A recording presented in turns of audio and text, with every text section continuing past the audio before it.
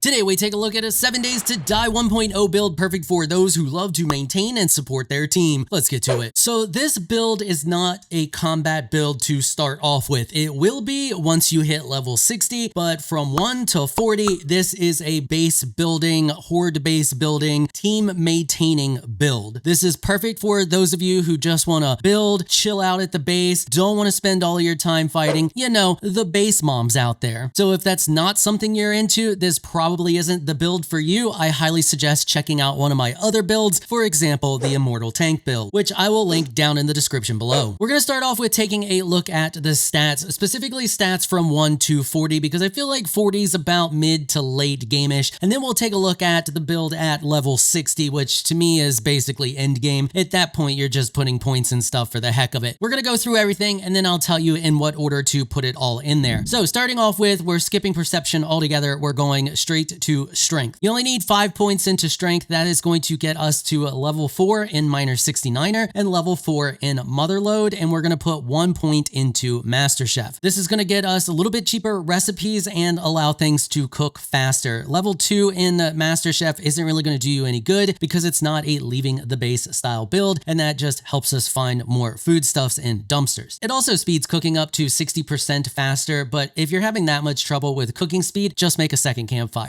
We want the 4 levels into minor 69er, as this is going to allow us to mine significantly faster, increasing our block damage by 120%. It's also going to reduce the stamina cost that we spend in order to mine. And of course, we want as much resources as possible, and by the time it's all said and done, at level 4 motherload, we will have 2 times the amount of resources. I know this says 80%, but our armor is going to make up for the other 20% we are missing. Moving on to fortitude. We got to put 5 points into fortitude specifically so we can get living off the land up to level 3. If you're gonna be farming, which if you're the base mom and you're also the cook, you're gonna wanna be farming, you need this to be at level 3. Continuous farming is basically impossible without it. That triple harvest is going to allow you to harvest an insane amount of crops. You will put no points into agility. On to intellect. Intellect is the big one. You need to get it to level 9. You want it to be level 10, but we're going to use a mod in our helmet in order to get it to level 10. This saves us 3 points. Otherwise, you won't be able to complete this build until level 43. But don't worry, getting that intelligence mod for your helmet should be relatively easy to do. And we need that 10 into intellect to be able to max out advanced engineering. Since you're not going to spend as much time out and about killing zombies, a lot of the additional experience that you're going to get is going to come from your traps during horde night. This helps with that, and it also makes forge crafting faster and cheaper. We're going to go 3 into physician because this is what makes you the base doctor. The other 2 are for damage purposes. Levels 1, 2, and 3 are going to increase the amount of experience you get for healing people, and it is also going to allow you to do things like cure sprains with a splint and heal broken limbs instantly with a cast. It also allows you to heal for an insane amount with just a simple bandage, which as a farmer, if you're doing it right, you should never be in any short supply of, because everything is farmable that it takes to make those bandages. Now, you're gonna need to be ahead of everybody else when it comes to tools, mods, and weapons. Putting the single point in Daring Adventurer is going to allow you to do that. This significantly increases the amount of available stuff that you can get from the trader and what tier of stuff that the trader is going to sell you. Putting 1 point in this can allow you to get iron tools by as early as day 3. The point in better barter just makes it easier to afford those things and get you more money when you sell things. Because as base mom, it is your job to buy and sell things. Now, at this level, you can handle yourself in a fight because you have so many points into intellect. With a stun baton, you can handle yourself in a little bit of a skirmish. You're not going to handle any massive amounts of zombies, but you can handle a couple. So enjoy watching what combat looks like at this level while we talk about what points you should spec where and first. The sooner you can start farming, the better. You get 4 points right off the top of the game as soon as you complete your initial quests. So I would level fortitude to level 5 and get your 3 points of living off the land done and get it out of the way. Then you don't have to look back at fortitude. Next, I would put my single point into Daring Adventurer. As I stated before, getting this in there early gets you stuff from the trader faster and gets you better stuff from the trader sooner. After you've done that, you're going to put intellect on hold and move over to strength. You want to put your single point into master chef just to go ahead and get it out of the way because you don't need any points into strength in order to put that point in there. Then level strength, then level minor 69er, follow it up with motherload. The reason we do this first is because the intellect tree supports these skills. It's also going to be the one that takes the most time to fill out out with the least amount of reward until later game. Being able to cook faster and cheaper and farm and harvest tons of resources quickly for your team is going to be massive early game. Once you do start leveling the intellect tree, I would get my single point into better barter to get it done out of the way, follow that up with physician, and then work on advanced engineering. Moving on, let's talk about armor. So the downside to this build is to be as efficient as possible. Unfortunately, it needs two separate sets of armor. The bonus to that is you don't need the entire sets. You will need the helmet, the outfit, and the gloves of the miner set, the helmet, the outfit, and the boots of the farmer set. They also do not need to be tier 6, although they are much better once they are tier 6. But you should be able to get away with tier 5 for quite some time. The miner is what you're going to be wearing most of the time. You only really need to swap over to the farmer when you are doing farming. Speaking of, let's quickly touch on farming. Wearing tier 5 farmer gear will give you a 50% chance to harvest a single bonus crop every time you break a crop. That's it, just one more than you would normally get. Now, the helmet and the boots give you two separate 10% chances to get seeds. It's not a full 20% chance, it's 10% and then 10% again. They both have different mechanics on how they go about seeing whether or not you get a seed or not. I found that with a 4x4 plot of farm blocks full of resources, you will have more than enough resources to feed a group of people, as well as make any additional seeds you need to make after harvesting the 4x4 area in order to replant it. You should, in most cases, get most of the seeds back that you need, but if you don't, it won't be a big deal. Taking the farmer gear to tier 6 does make a big difference, but I would not do it first. I would do the mining stuff to tier 6 first, and I'll explain that when we talk about mining. But when you take the farmer gear to tier 6, you are guaranteed one additional crop, and you have two separate 20% chances to get an additional seed. Testing this pretty thoroughly, I didn't see too massive of a difference. Yes, you do gain a good bit more resources, but when it comes to seeds, it's not too big of a difference. It can be a big difference, but because there's so much RNG, it just ends up feeling about the same-ish most of the time. And it probably averages to be about the same too. Now, on to the mining gear. Like I said, I would level the mining gear to 6 first, but let's talk tier 5. At tier 5, you're going to have a 25% additional ore harvest bonus. This stacks with your mother lode bonus, giving you 105% additional ore harvest, so you're just over double the ore. Your chest piece is just going to help maintain stamina and can be upgraded last. Get the tier 6 helmet and the tier 6 gloves first. When choosing whether or not to do the gloves or the helmet first, choose the gloves first, and that is because they do the ore block damage. Once you get these to tier 6 and you have a tier 5 steel pickaxe, you will one-shot most blocks. Let's take a look at our tools. You want a steel pickaxe as soon as possible, preferably tier 5, doesn't need to be tier 6. You want an iron breaker mod, a bunker buster mod, and an ergonomic grip mod. The same goes for your shovel. You want steel tier 5 as soon as possible, and you want a grave digger mod and ergonomic grip mod. Even before both of these tools are steel, when you're still in iron, you want the same mods. For the axe, you can just keep that at a tier 5 iron. Tier 6 isn't going to make that big of a difference, neither is moving on to steel. Get you a wood splitter mod, a fireman's axe mod, and an ergonomic grip mod. Having all of this along with Miner 69er is going to let you just rip through most wood objects as well as trees. And for the weapon, you just want to get a hold of a stun baton as soon as you can. Now, let's talk about books. So obviously, you're going to need to get a hold of all of the different books that you need in order to craft the stuff that you're going to need to craft, and you can't do that unless you go out and about. Well, as the healer, being out and about isn't the worst. You're just not going to be at the forefront of the fight. Your best bet is to place down a turret and just kind of hang back, hang around your turret until your team clears the building. And then you go through and loot the things you need to loot in said building to get the books you need. I highly advise just going out with your team and doing things like schools and crack-a-books. You can also just walk out in open, non-threatening areas and do things like collect from mailboxes and newspaper stands, or newspaper boxes, these things. You also talk to your team and ensure that they don't read any of the books that you need and bring them back to you. Just because you spec into specific things doesn't guarantee that you're only getting those books. You will get a lot of books that you don't need, and the books that your team is out getting that they don't need are going to be the books that you need. They should be feeding you the books that you need. And that's pretty much all there is to it. At this point, you are going to be an absolute base maintaining machine. You should be able to build pretty much anything you need, have more than enough resources to build it, and have a ton of food in order to feed your team. Now, let's talk about going from 40 to 60 and how you can max this build out to make it even better. So starting off, we're going to level perception to 7 so that we can max out salvage salvage operations. This is going to allow you to rip apart cars to get all those necessary parts that you need for all of your traps. Moving on to strength, you're going to go 7 into strength, put 2 into heavy armor, max out Master Chef to get those additional bonuses that you get at level 3, as well as maxing out Minor 69er and Motherload. In fortitude, you're going to take it to 7 as well. You're going to put 4 points into Huntsman, 1 point into cardio. Huntsman's going to increase the amount of resources you get from corpses, from animals and such. This is going to give you more than enough meat to go along with the vegetables that you're growing in order to craft pretty much any food you want to craft. Your 1 point in cardio is going to go along with the 2 points into heavy armor to help you maintain stamina when running. You can also skip the cardio and put an additional point into heavy armor if you wish. We're skipping agility completely in this build because we're not a fighting build, even though once it's all said and done, you'll be able to handle yourself pretty well in a fight. But I feel like agility is for dealing with being overwhelmed, and you should never be in a situation where you're overwhelmed. So it's kind of unnecessary to put any points into parkour. Moving on to intelligence, you're going to max out Electrocutioner, max out Robotics Inventor, max out Better Barter, and last but not least, max out Physician. Doing this will make you an absolute beast with the stun baton. You will one-shot most things pretty often, and those that don't will be shocked and just stand there. You will be able to handle 3 or 4 zombies with no problem whatsoever. Between the heavy armor that you're wearing and the crowd control you have with the stun baton, along with the robotic turrets that you should be using, you shouldn't have any problems at all. I also advise bringing a drone with you and putting the stamina regen mod on it, the cargo mod, and the armor mod. This just gives you additional storage when you're out and about collecting and helps with your stamina. Other than that, I would run with the robotic turret, use the AP ammo, and just slap it down whenever you need to. Most of the time, you won't need to because your stun baton is going to put in some serious work. All right, and with that, I think I've covered everything for this build. Hopefully, some people find this build useful. I got asked for it in stream, so I know at least a few people are looking for a build like this. Hopefully, you find it helpful. Hopefully, you found this video informational.